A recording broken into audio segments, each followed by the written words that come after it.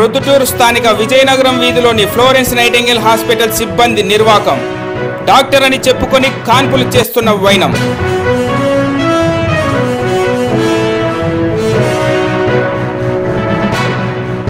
కాశీనాయన మండలంలో వెలసిన శ్రీ అవధూత కాశీనాయన ఆశ్రమం వద్ద ఉన్న వసతి భవనాలను తొలగిస్తున్న ఫారెస్టు మరియు రెవెన్యూ అధికారులు.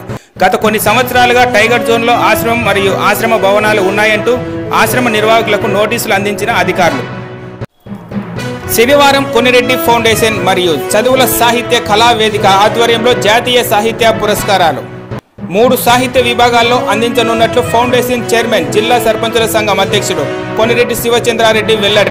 వివేక హత్య కేసు ప్రత్యక్ష సాక్షి వాచ్మెన్ రంగయ్య మృతిపై కడప ఎస్పీ అశోక్ కుమార్ ప్రకటన. రంగయ్యది అత్యంత అనుమానాస్పద మృతిగా పరిగణిస్తున్నాం. ఇప్పటికీ ప్రధాన సాక్షులు 5గురు చనిపోయారు. ఒకే పరిణామ క్రమంలో జరుగుతున్న మరణాలపై కొన్ని కోణాల్లో సైంటిఫిక్ ఎవిడెన్స్తో దర్యాప్తు కొనసాగుతుంది. సాక్షుల మరణంపై నిపుణుల బృందంతో విచారణను మొదలు పెడుతున్నాం. మరణించడం జరిగింది. నిన్న మధ్యాహ్నం 12 గంటలకు అస్వస్థతతో బాధపడుతున్నటువంటి అతన్ని పులివెందుల గవర్నమెంట్ హాస్పిటల్ తీసుకొని పోవడం జరిగింది. అక్కడ నుంచి రిమ్స్కి తరలించడం జరిగింది. రిమ్స్లో చికిత్స పొందుతూ మరణించారు. ఈ యొక్క వివేకానంద రెడ్డి హత్య కేసులో ప్రధానమైనటువంటి ముద్దాయి చనిపోవడం హై ప్రొఫెషనల్ మర్డర్గా మనము అనుమానిస్తూ ఉన్నాము. దీంట్లో భాగంగా బ్యాక్గ్రౌండ్లో ఎవరి ప్రమేయం ఉంది, అదేవిధంగా ఈ అనుమానాన్ని అన్ని కోణాల్లో కూడా దర్యాప్తు చేయడం కోసము ప్రయత్నాలు చేస్తూ ఉన్నాము. దీంట్లో భాగంగా ఇంతకు ముందు కూడా ఇదే విధంగా ప్రధానమైనటువంటి సాక్షులు 2019 నుంచి 24 మధ్యలో 5 నుంచి 6 మంది చనిపోవడం జరిగింది. అందులో భాగంగా శంకర్ రెడ్డి 2019లో చనిపోవడం జరిగింది. అదేవిధంగా గంగాధర్ రెడ్డి 2022లో చనిపోవడం జరిగింది. వైఎస్ అభిషేక్ రెడ్డి 2024 సెప్టెంబర్లో చనిపోవడం జరిగింది. నారాయణ అనే వ్యక్తి చనిపోవడం జరిగింది. ఇప్పుడు రంగన్న 2025 మార్చిలో చనిపోవడం. ఇంతకు ముందు కూడా సాక్షులు చనిపోయిన క్రమంలో పోలీసులు వాళ్ళ చనిపోయారు, సిబిఐ వాళ్ళ ద్వారా చనిపోయారు అనేసి ఈ విధంగా అసత్య ప్రచారం చేస్తూ ఉన్నాను. దీన్ని అన్ని కోణాల్లో దర్యాప్తు చేస్తూ ఉన్నాము. దీని వెనుక ఎవరున్నారు, ఎందుకు ఇలా చేస్తున్నారు, ఆ ప్రధానమైనటువంటి కేసులో భాగంగా దీన్ని కప్పిపుచ్చే ప్రయత్నాలు ఏమైనా జరుగుతున్నాయా అనే అన్ని కోణాల్లో కూడా ఈ కేసుని దర్యాప్తు చేయడం జరుగుతుంది. దీనికోసం ఒక ప్రత్యేకమైనటువంటి టీంని ఏర్పాటు చేయడం జరిగింది. ఆ టీం సైంటిఫిక్గాను మిగతా అన్ని రంగాల్లో అన్ని డాక్యుమెంట్స్ని వెరిఫై చేయడం జరుగుతుంది. ఆ కేసు ఇన్వెస్టిగేషన్ని త్వరితగతిన కంప్లీట్ చేయడం జరుగుతుంది. అంటే ప్రధానంగా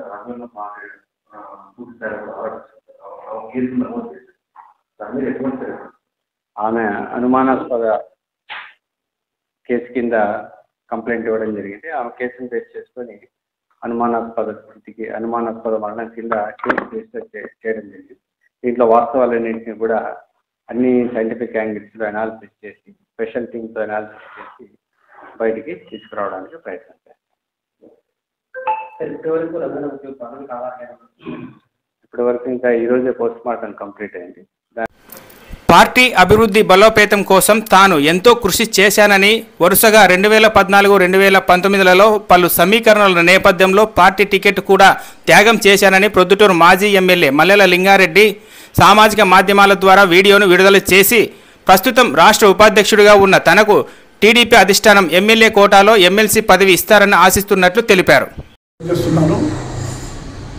2014లో 2024లో పార్టీ అధికారంలోకి వచ్చేటప్పుడు నేను టికెట్ కూడా త్యాగం చేస్తాను. ఎందుకంటే పార్టీ కూడా చాలా ఇబ్బందులు ఉంటాయి. వివిధ రకాలైనటువంటి సమీకరణాలు, జిల్లాలు, కులాలు, ప్రాంతాలు, జిల్లాలో ఎన్నో రకాలైనటువంటి సమీకరణాలు ఉంటాయి. కాబట్టి 2014లో 2024లో 2 సార్లు కూడా నేను పార్టీ అధికారంలోకి వచ్చేప్పుడు త్యాగం చేస్తాను. 19లో పార్టీ ఓడిపోయినప్పుడు కూడా టికెట్ వస్తే కూడా నేను పోటీ కూడా చేయడం జరిగింది. 10 సంవత్సరాలు ప్రతిపక్షంలో జిల్లా అధ్యక్షుడిగా పనిచేసిన ప్రస్తుతం రాష్ట్ర పార్టీ ఉపాధ్యక్షుడిగా ఉన్నాను. తర్వాత పార్టీకి ఎప్పుడు కూడా విధేయతగా ఉన్నాను. రాజశేఖర రెడ్డి గారు, తర్వాత జగన్మోహన్ రెడ్డి ముఖ్యమంత్రిగా పనిచేస్తున్నా కూడా రెడ్డి పనిచేస్తున్నా కూడా పార్టీకి విధేయంగా ఉన్నాను. వయసు కూడా 20 సంవత్సరాలు దాటింది కాబట్టి ఈసారి తప్పకుండా అధిష్టాన వర్గం నాకు ఎమ్మెల్యే కోటాలో ఎమ్మెల్సీ ఇస్తుందని చెప్పి నేను ఆశపడుతున్నాను, నమ్ముతున్నాను. అది ఇస్తే దానికి సంపూర్ణంగా న్యాయం జరుగుతుందని చెప్పి పత్రికా మిత్రులకు కూడా తెలియజేస్తున్నాను. చాలామంది ఫోన్లు చేసి తిరుగుతూ ఉంటే అందరికీ విడివిడిగా సమాధానం చెప్పలేక ఆ విధంగా చేస్తున్నాము. స్థానిక సంస్థల్లో కడప జిల్లాకు అవకాశం లేదు కాబట్టి మిగతా అన్ని జిల్లాలకు అవకాశం ఉంది కాబట్టి సర్దుబాటు చేసిన దాంట్లో భాగంగా ఎమ్మెల్యే కోటాలో నాకేమని చెప్పి అధిష్టాన వర్గాన్ని కూడా మనం చేస్తున్నాం. ప్రొద్దుటూరు స్థానిక విజయనగరం వీధిలోని ఫ్లోరెన్స్ నైటింగేల్ హాస్పిటల్ నందు గత నెల 24వ తేదీన భావన అనే మహిళ కాన్పు కొరకు జాయిన్ అయినట్లు, అయితే సదరు డాక్టర్ అని చెప్పుకునే పెద్ద నర్సు తన అనారోగ్య స్థితికి అలాగే తన బిడ్డ మరణానికి కారణమని భావన శుక్రవారం ఉదయం స్థానిక ప్రెస్ క్లబ్ నందు పాత్రికేయుల సమావేశం ఏర్పాటు చేసి వివరాలు వెల్లడించి సదరు ఫ్లోరెన్స్ నైటింగేల్ హాస్పిటల్ పెద్ద నర్సు రాజీపై కఠిన చర్యలు తీసుకోవాలని కోరుతోంది. నా పేరు భావన. నేను ఇప్పుడు నా డెలివరీ హాస్పిటల్ గురించి మాట్లాడుతున్నా. నేను డెలివరీ అయిన hospital Florence nightingale hospital Vizianagaram వీధిలో ఉంది. ఆ హాస్పిటల్ ఏంటంటే మా నాన్న వాళ్ళకి తెలిసిన హాస్పిటల్ ఫ్రెండ్స్ అనేసి మేము వాళ్ళని కన్సల్ట్ అయినాము. ఎప్పటి నుంచో తెలిసిన వాళ్ళని నమ్మిపోవడం వల్ల ఈరోజు నేను చాలా వరకు లాస్ చేసుకున్నాను నా లైఫ్ని, నా బేబీని మొత్తానికి. అది ఎట్లా అంటే జరగడము 24th ఏదైతే 24th డేట్ ఉందో 24th ఫిబ్రవరి ఆ రోజు ఈవినింగ్ నేను హాస్పిటల్కి వెళ్ళా. ఎట్లా అంటే 24th నేను ఈవినింగ్ హాస్పిటల్కి ఎందుకు వెళ్ళా అంటే మనకు పట్టింపులు ఉంటాయి కదా, సోమవారం మంగళవారం వెళ్ళకూడదు హాస్పిటల్కి అనేసి ఆ రకంగా వెళ్ళాల్సి వచ్చింది. మంగళవారం అంతా నేను అటు ఇటు వాకింగ్, ఎక్సర్సైజ్, ఫుడ్ బాగా తినడం అవన్నీ కూడా ఉన్నాయి.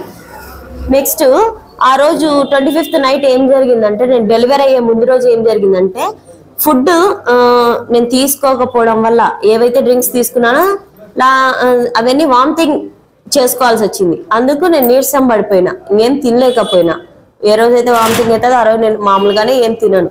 అలా నేను నీరసం అయినప్పుడు కనీసం నీరసానికి వాళ్ళు ఫ్లూయిడ్స్ పెట్టలేదు, అంటే నీరసానికి సెలైన్లు పెట్టలేదు, నొప్పులకి ఇంజెక్షన్ ఇవ్వలేదు. నార్మల్ డెలివరీకి 3 o'clock పడుకోబెట్టారు. పుష్ చేస్తానే ఉన్నారు. ఏ రకంగా అంటే ఆమె వల్ల కాక, అంటే నాకు చేసింది డాక్టర్ కాదు, పెద్ద నర్స్ అంటారు ఆమెను. ఆమె సిఎన్ఆర్లో, హర్షాలో, పెద్ద హాస్పిటల్లో చాలా మందికి డెలివరీలు చేసింది నార్మల్గా అనే విధంగా మనం కూడా వాళ్ళని నమ్మి అప్రోచ్ అయినాము. తెలిసిన వాళ్ళు అనే ఉద్దేశంతో కూడా అప్రోచ్ అయినాము. అదే మేము చేసిన మిస్టేక్ అయింది. ఆమె పేరు రాజీ, నర్సు పేరు. ఆమె ఎట్లా అంటే డాక్టర్ను కూడా పిలిచుకోకుండా 3 o'clock స్టార్ట్ చేసింది ప్రొసీజర్ అనేది. అలా బలవంతంగా పుష్ చేసి నాకు నీరసం ఉన్నా కానీ, నేను లేవలేకపోయినా కానీ నువ్వు పుష్ చేయి, లేకపోతే ఒక నార్మల్ డెలివరీ పర్సన్ అర్చరా నొప్పులు వస్తే? అదే నేను అడిగేది, అర్చకంట. అది అవన్నీ కూడా మన హాస్పిటల్లో నేను జనరల్ వార్డులో నాకు చేయడం వల్ల నా దగ్గర ప్రూఫ్ అనేది అక్కడ ఉంది, అది మనకి ఇవ్వలేదు ఇంకా. అది నా ప్లస్ పాయింట్ అయింది. ఓటీలో కానీ ఆపరేషన్ చేసింటే ఇదంతా రికార్డ్ అయ్యేది కాదు. నాకు ముందు రోజు నుంచి ఏమేం జరిగింది, నేను ఏమేం చేసినది ప్రతి ఒక్కటి నాకు కావాలని నేను అడిగిన, వాళ్ళు ఏమన్నారు. సో దాని రకంగానే నా బాడీ నేను నష్టపోయినా అక్కడ. ఎట్లా అంటే వాళ్ళు మొత్తాన్ని లోపల పుష్ చేసి చిన్న పిల్లోడిని క్రిటికల్ కండిషన్లో వారాహి వాళ్ళని పిలిచడం జరిగింది. నా పిల్లోడిని ఏదైతే ఇలా పుష్ చేయడం వల్ల లోపల డ్యామేజ్ అయ్యింది అని వాళ్ళకి అనిపించిందో ఆ టైంలో ఆ వారాహి అతను లాస్ట్ మూమెంట్లో ఇంకా వీళ్ళ వల్ల చేత కాక బాబును బయటికి తీయడానికి నార్మల్ డెలివరీకి లాస్ట్ మినిట్లో ఒక మేడం రావడం జరిగింది. 50 minutes కల్లా ఆ మేడం వచ్చిన 50 minutes లో బాబు డెలివరీ అయ్యి బయటపడినాడు.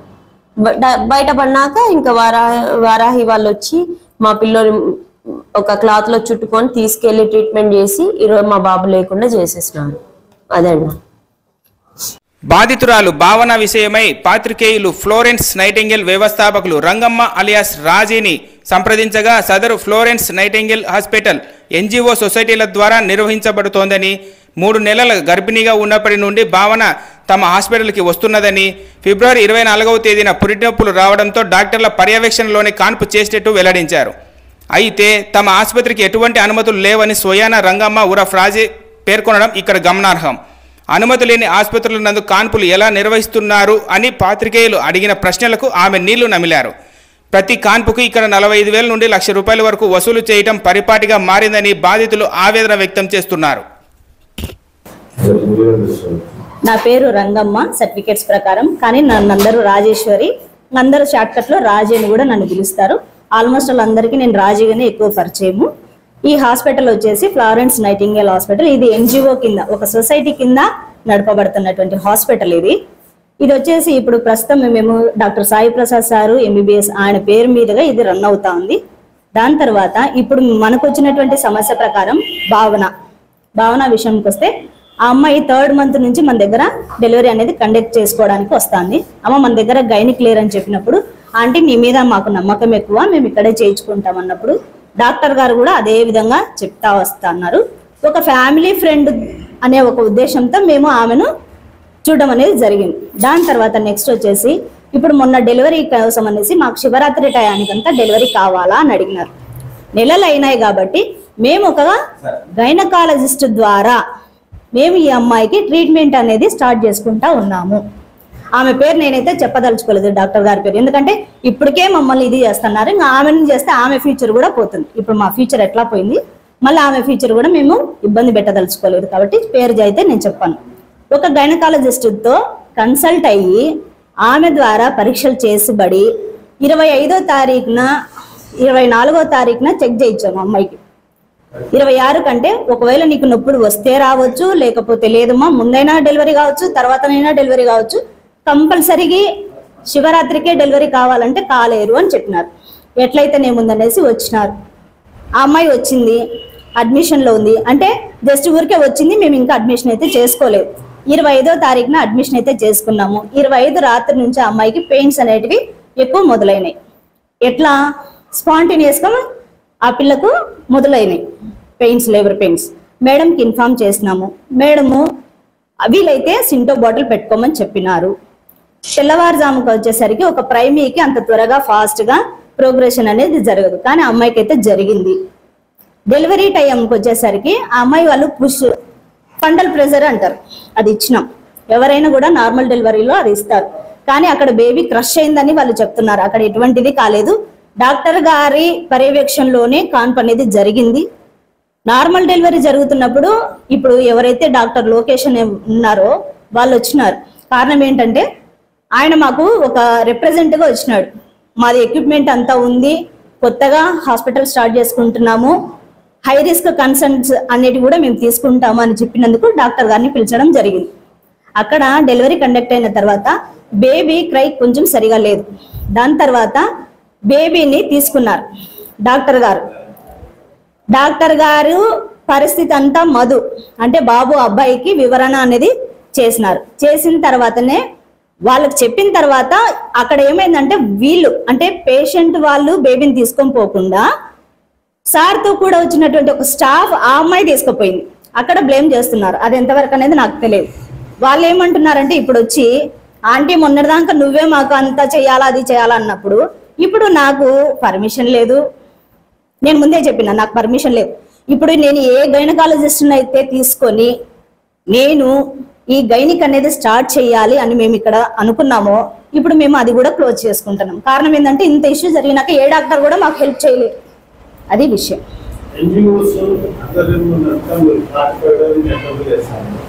ఎన్జిఓ 45,000 ఎందుకు బిల్లు వేసినానంటే పేషెంట్ వాళ్ళ నాన్న వాళ్ళ అల్లునికి బిల్లు చూపించుకోవాలని బిల్లు వేయమ్మా అని చెప్పినారు. ఇంత బిల్లు వేసి ఇచ్చేయండి మా అల్లునికి చూపించాలా. దానికి వాయిస్ కూడా నా దగ్గర ఉంది. కారణం ఏంటి ఇస్తాను ఒక్క నిమిషం. బిల్లు కట్టలేదు. యాక్చువల్గా అయితే నా పరిస్థితి బాగలేక మధు దగ్గర నేను బై హ్యాండ్ అంటే నా పరిస్థితి బాగలేక లాస్ట్ మంత్ లో బై హ్యాండ్ 10,000 నేను డబ్బులు అప్పు ఇప్పించుకున్నాను. అది వాళ్ళు నాకు అడ్వాన్స్ గా పే చేసుకోమన్నారు. ఓకే అని చెప్పినాను. నాకైతే ఇంతవరకు ₹1 కట్టలేదు. తర్వాత కట్టినానని చెప్పమ్మా అని ఒక ఫ్యామిలీ ఫ్రెండ్ రిక్వెస్ట్ చేస్తే ఎట్లయితే ఓకే అన్నానో సేమ్ అదే విధంగా ఓకే అని చెప్పినాను. ఎవరికి? ఓబులేస్ అన్నకు. మా అల్లుడు వచ్చి నిన్ను డబ్బులు అడుగుతాడు, నేను ఇచ్చేసినానని చెప్పమ్మా అని చెప్పమన్నారు. నా కాడ వాయిస్ రికార్డు ఉంది, కావాలంటే మీకు వినిపించమంటే వినిపిస్తాను.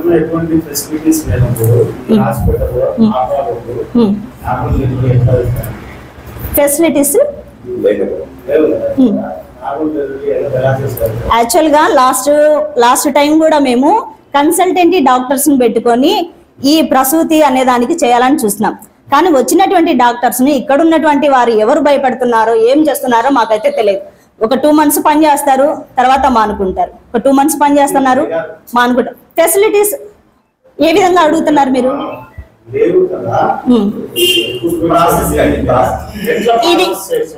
ఇది మేము ఇప్పుడు ఎవరైతే గైనకాలజిస్ట్ ని తీసుకోవాలనుకుంటున్నామో వాళ్ళ దగ్గర పోయి కన్సల్ట్ అయిపోయి మేము ప్రాసెస్ చేస్తున్నాం. పర్మిషన్ కోసం, గైనిక్ పర్మిషన్ కోసం రాలేదండి. నేను చెప్తున్నా, డాక్టర్ గారు ఉన్నారు కదండి, డాక్టర్ గారు లేకుండా నేను తీసుకోవడం లేదు కదా. చేయకూడదా అండి? నాకు తెలియదండి అట్లా. వద్దండి, నేను చెప్పను. ఎందుకంటే ఆల్రెడీ మా భవిష్యత్తుని ఇది 2వ సారి 3వ సారి ఈ విధంగా మమ్మల్ని కంటిన్యూగా ఇదే చేస్తానే ఉంటాను. అంటే నేను ఎస్సీ అనే లేకపోతే ఏంటి అనేది నాకు అర్థమైతే కావడం లేదు. ఒక ఎస్సీగా పెట్టుకొని నేను ఒక యాజ్ ఏ జిఎన్ఎం నర్సుగా నేను కోవిడ్ టైంలో బాధపడినప్పుడు నాకు ఎవ్వరు సపోర్ట్ చేయలేదు. నేను ఇక్కడ ఒక ఎన్జిఓగా నేను ఇది స్టార్ట్ చేసుకున్నప్పటి నుంచి నాకు ఏ మీడియా రాలేదు, ఎవరు రాలేదు, ఎవరు హెల్ప్ చేయలేదు. ఇప్పుడు ఒక బ్రదర్ అడుగుతున్నారు, ఎన్జిఓ స్టార్ట్ చేసినప్పుడు 45,000 నా దగ్గర డెలివరీస్ ఎన్నో అయినాయి. వాళ్ళని కావాలంటే పిలిపిస్తాను, ఎవరి దగ్గరనైనా కానీ నేను 45,000 కానీ 30,000 కానీ బిల్లు తీసుకున్నట్టు ఎక్కడైనా చూపించండి. 20,000కు మించి ఎక్కడైనా సరే. ఈవెన్ సిజరీన్ కూడా నేను చేయించినాను, 30,000 చేయించుకొని ఉంటాను నేను. అంతకు మించి ఎవరైనా కానీ ఏ పేషెంట్ అయినా కానీ నా ద్వారా సఫర్ అయినారని ఎక్కడైనా చూపించండి.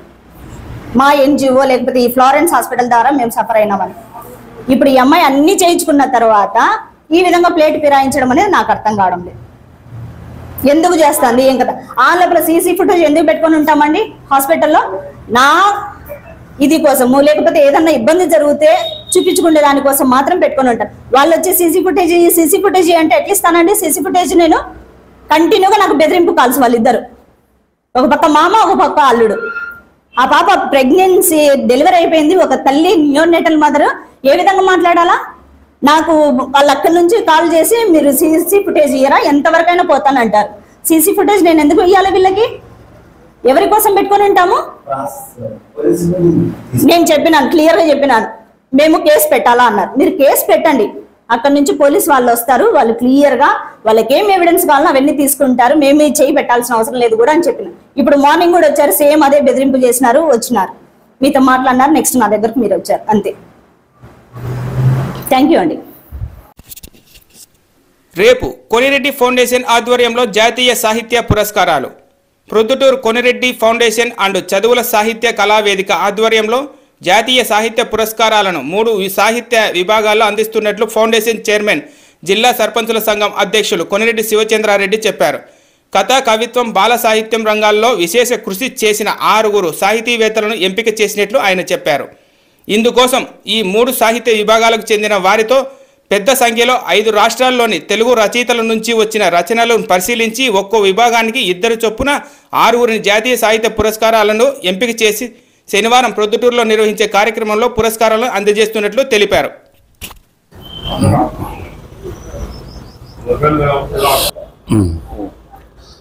మీడియా మిత్రులకు హృదయపూర్వకంగా ధన్యవాదాలు తెలియజేసుకుంటాం. కోనిరెడ్డి ఫౌండేషన్ చదువుల సాహిత్య కళావేదిక జాతీయ సాహిత్య పురస్కారాలు 2025వ సంవత్సరం ఈ కోనిరెడ్డి ఫౌండేషన్ ద్వారా జరుపుతున్నాం.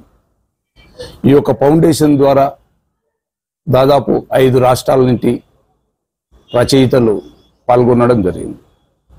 వారు పంపించినటువంటి పుస్తకాలు దాదాపు 200 పుస్తకాలు ఎంతో విలువైనటువంటి దాన్ని అనుసంధానం చేసుకొని న్యాయ నిర్ణేతలు 6 మందిని ఆ యొక్క పుస్తకాలు పరిశీలించి 6 మందిని ఎంపిక చేయడం జరిగింది. ఆ 6 మంది సాహిత్య రంగానికి కవితకు సంబంధించినటువంటి తవ్వా ఓవులరెడ్డి గారు, ఈతకోట సుబ్బారావు గారిని ఎంపిక చేయడం జరిగింది.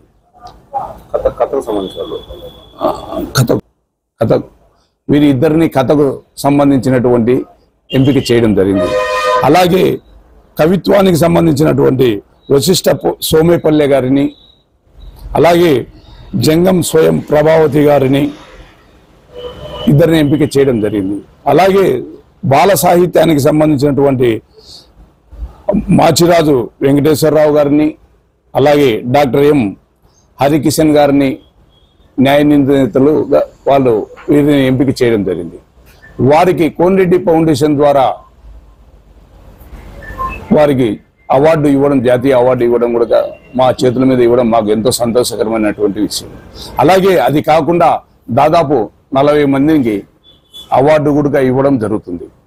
ఈ యొక్క కార్యక్రమానికి 5 రాష్ట్రాల నుండి వస్తున్నటువంటి కవులకు మా కోన్రెడ్డి ఫౌండేషన్ ద్వారా వారికి సాదరంగా ఆహ్వానం తెలియజేస్తున్నాము. రేపటి దినం ఉదయం 9 గంటలకు శివాలయం సెంటర్ నుంచి శివాలయంలో శివుని అనుగ్రహం పొంది అక్కడ ఉన్నటువంటి పుట్టపర్తి నారాయణాచార్యుల వారిని, అలాగే శ్రీకృష్ణ దేవరాయలను, అలాగే వేమన గారిని వారి చేతుల మీద పాలాభిషేకం చేసి కవుల చేతుల మీద పాలాభిషేకం చేసి అక్కడి నుండి 10 గంటలకు ఎస్కే గ్రాండ్కి వచ్చి అక్కడ ప్రోగ్రాం ఏర్పాటు చేయడం జరుగుతుంది.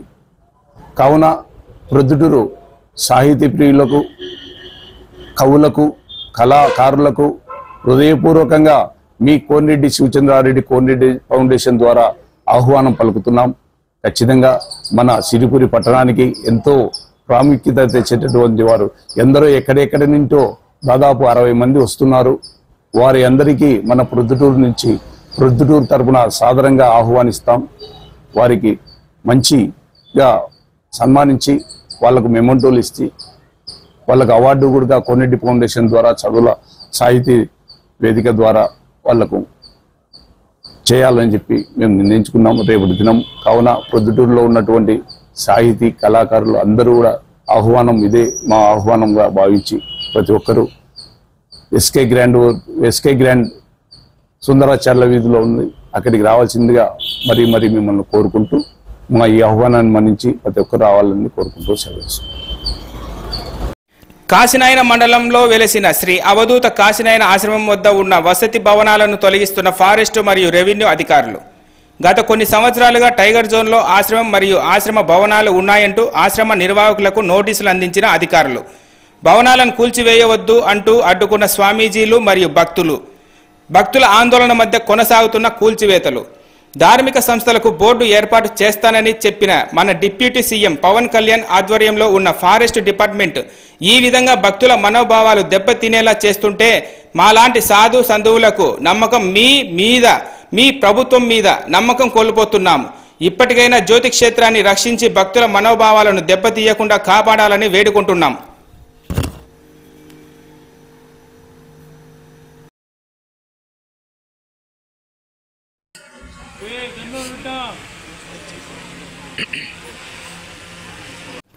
మహిళా దినోత్సవం సందర్భంగా ప్రొద్దుటూరు పోలీస్ శాఖ వారు శ్రీ వెంకటేశ్వర డిగ్రీ కళాశాల ఎన్ఎస్ఎస్ యూనిట్ ఆధ్వర్యంలో ర్యాలీ.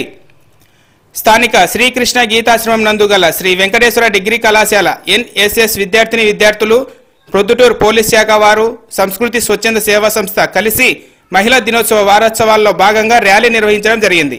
ఈ కార్యక్రమంలో ప్రొద్దుటూరు డిఎస్పీ భావన, సంస్కృతి స్వచ్ఛంద సేవా సంస్థ Onteru Srinivasulu Reddy, doctor Varun, Venkateswara degree college NSS programme officer P Gaurishankar, Mounaiah, NC inspector Daveedu పాల్గొన్నారు. ఈ కార్యక్రమం స్థానిక శ్రీకృష్ణ గీతాశ్రమం నుండి టీబీ రోడ్డు మీదుగా శివాలయం సర్కిల్కు చేరుకోవడం జరిగింది. ఈ కార్యక్రమంలో డిఎస్పీ మాట్లాడుతూ మహిళా సాధికార వారోత్సవాల్లో భాగంగా ఈరోజు ప్రొద్దుటూరు పట్టణంలో ఉన్నటువంటి కళాశాలల విద్యార్థినులతో ఒక ర్యాలీగా వచ్చి మహిళా ఐక్యతను గుర్తు చేశారు. ఈ కార్యక్రమంలో వికసిత ఫౌండేషన్ శూలం లక్ష్మీదేవి, మహిళా పోలీస్ ర్యాలీగా వెంకటేశ్వర డిగ్రీ కళాశాల ఎన్సిసి మరియు ఎన్ఎస్ఎస్ బృందాలు పాల్గొని కార్యక్రమాన్ని జయప్రదం చేయడం జరిగింది.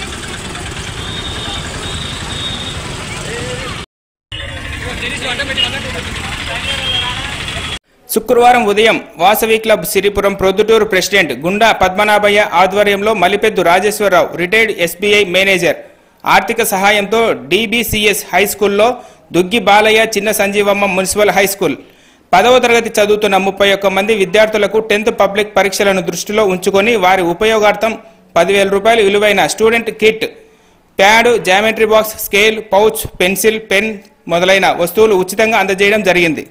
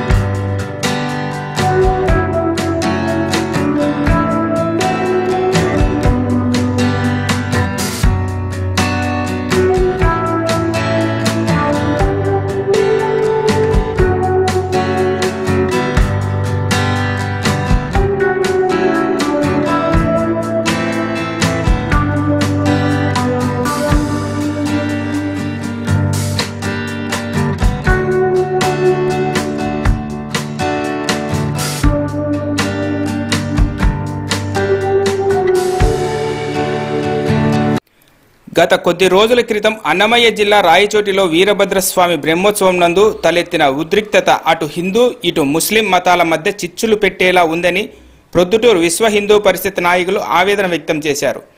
ఈ సందర్భంగా శుక్రవారం ఉదయం స్థానిక శ్రీకృష్ణ గీతాశ్రమం నందు గల VHP కార్యాలయంలో ఆ సంస్థ ప్రొద్దుటూరు నాయకులు రమేష్ మాట్లాడుతూ గడిచిన శతాబ్దాలుగా ఇక్కడ ఉత్సవాలు జరుగుతున్నాయని, అయితే ప్రత్యేకించి నేడు వీరభద్రస్వామి బ్రహ్మోత్సవాన్ని అన్య మతస్థులు అడ్డుకోవడం సబబు కాదని హితవు పలికారు. జై శ్రీరామ్, భారత్ మాతా కి భారత్ మాతా కి జై శ్రీరామ్, జై శ్రీరామ్, జై శ్రీరామ్, జై శ్రీరామ్, జై శ్రీరామ్, జై శ్రీరామ్, హర హర మహాదేవ, ఓ శంకర. విశ్వ హిందూ పరిషత్ ప్రొద్దుటూరు శాఖ ఈ నెల 4వ తేదీ అన్నమయ్య జిల్లా అయినటువంటి రాయచోటి పట్టణంలో ప్రతి సంవత్సరం శ్రీ వీరభద్రస్వామి పేరవాట ఉత్సవం ప్రతి సంవత్సరం జరుపుకునే హిందువుల పండుగలైనటువంటి పండుగలలో ఒక భాగమైనటువంటి పండుగ అది ఒక ఉత్సవం అనేది డప్పులు మంగళ వాయిద్యాల మధ్యనే జరుగుతుంది ఎప్పటికైనా. కానీ ఇది జరుగుతున్నటువంటి సమయంలో ప్రతి సంవత్సరం జరుగుతూనే ఉన్నది. కానీ గత 5 సంవత్సరాల నుండి ఏదో ఒక మన యొక్క రాష్ట్రంలో ఏదో ఒక చోట ఇటువంటి అల్లర్లు జరుగుతూనే ఉన్నాయి. ఇదే విధంగా నిన్న జరిగినటువంటి ఈ పేరవాట ఉత్సవంలో ప్రతి సంవత్సరము గవర్నమెంటే జరుగుతుంది. ఆ ఉత్సవాన్ని ఏ విధంగా అయితే ప్రతి సంవత్సరం ఆ వీధులలో వెళ్తుందో అదే విధంగా ఈ సంవత్సరం కూడా వెళ్ళడం జరిగింది. అక్కడ ఈ ఉత్సవంలో పాల్గొంటున్నటువంటి హిందువులు అయినటువంటి హిందూ సంస్థలు ఆ ఉత్సవంలో పాల్గొనడం జరిగింది. దాన్ని నిలిపిన కారణంగా అక్కడ ఉన్నటువంటి హిందూ సోదరులందరూ కూడా నినాదాలు చేస్తూ జై శ్రీరామ్ అంటూ నినాదాలు ప్రారంభించడం జరిగింది. దీన్ని అదుపు చేసేందుకు పోలీసులు అక్కడ ఉన్నటువంటి ముస్లింలు అయినటువంటి వాళ్ళని ఏమనుకోకుండా ఇక్కడ వాళ్ళని రెచ్చగొట్టేందుకు ఇది చేస్తున్నారని చెప్పి నినాదాలు చేశారని చెప్పేసి మా మీద అక్కడ మా హిందూ సోదరుల పైన అక్కడ పాల్గొన్నటువంటి హిందువుల మీద కేసులను పెట్టడం జరిగింది.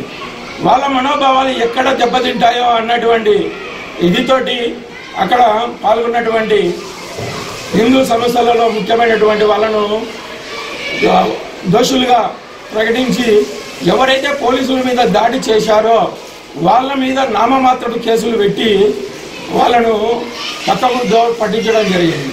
పోలీసులు హిందువుల సోదరుల మీద అక్కడ పాల్గొన్నటువంటి మహిళలు మరియు చిన్నపిల్లల మీద కూడా లాఠీ చార్జ్ చేయడం జరిగింది. ఇది ఇది ఇలా చేయడం ఏది తప్పు కదా అని అడిగితే దాన్ని సాగుగా చూపించేసేసి అక్కడ అక్కడ ఉన్నటువంటి 10 మంది మీద కేసు పెట్టి 6 మందిని లోపలేయడం జరిగింది.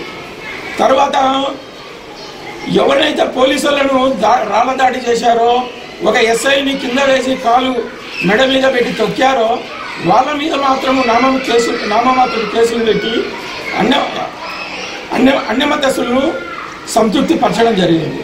కానీ ఎవరైతే దెబ్బలు తిన్నారో, ఎవరైతే చేశారో వాళ్ళ మీద వివిధ సెక్షన్లను పెట్టి వాళ్ళను హింసించడం జరుగుతున్నది. వాళ్ళ మీద ఇంకా కూడా దాడులు చేయడం జరుగుతున్నది.